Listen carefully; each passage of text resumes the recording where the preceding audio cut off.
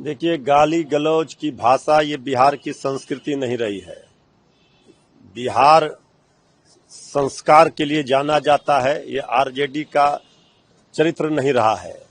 लेकिन अपनी बिहार विधानसभा चुनाव में अपनी हार निश्चित देखकर भाजपाई बौखलाई हुई है, घबराई हुई है।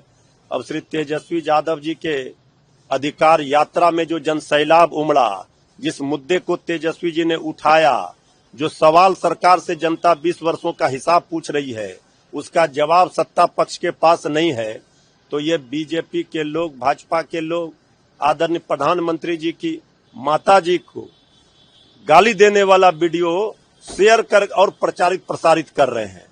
ये जांच होनी चाहिए इस वीडियो का, इसकी सत्यता का जांच होनी चाहिए कि आखिर ये एडिटेड वीडियो को जिस तरह से बीजेपी मुद्दा बना रही है, इसी से पता चलता है इनकी मानसिकता का कि ये निचले स्तर पर घटिया सियासत करने में लगे हुए हैं। असली मुद्दे पर ये बात नहीं कर सकते। गालीबाज लोग तो भाजपाई में ज्यादा है जो खुलकर बोलते हैं कि गाली का डिक्शनरी है।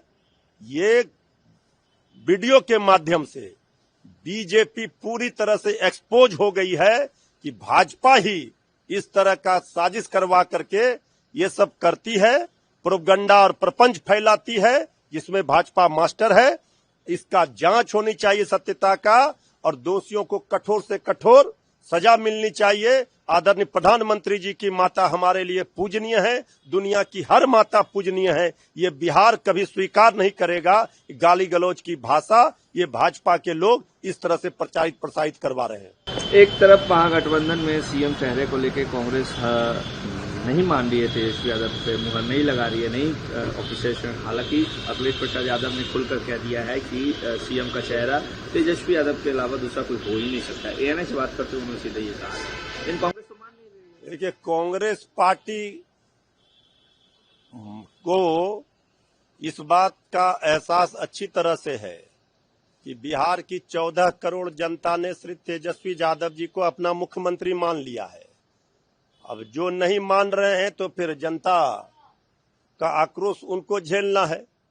महागठबंधन में ऑल इज वेल है। मुख्यमंत्री का चेहरा भी श्री तेजस्वी यादव जी है, सीट का बंटवारा भी तेजस्वी यादव जी ने कर दिया है। सब चीजों का ऐलान हो जाएगा। अब तो पितरपक्ष खत्म हो गया। कांग्रेस पार्टी भली भांति अच्छी तरह समझ रही है धरातल पर जमीनी हकीकत क्या है, और जो नहीं समझ रहे हैं वो समझकर ना समझ बन रहे हैं। समझने वाले समझ गए हैं, जो ना समझ रहे हैं अनाड़ी हैं। तेजस्वी यादव ने सीट शेयरिंग को लेकर भी खुलकर अब उन्होंने कह दिया है कि जल्दी सीट की घोषणा हो जाएगी। कौन के हम लोगों में सबकी वार्ता हो चुकी है। तो हमने कहा कि हम एनडीए से पहले सीट शेयरिंग की घोषणा महागठबंधन की ओर से हो जाएगी, और एनडीए वालों के अंदर एनडीए गठबंधन में सिर्फ फुटअव्वल है।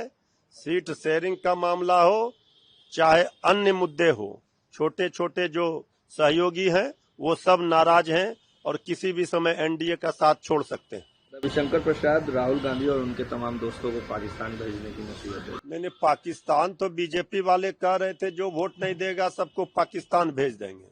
तो बीजेपी को तो 240 सीट आया है।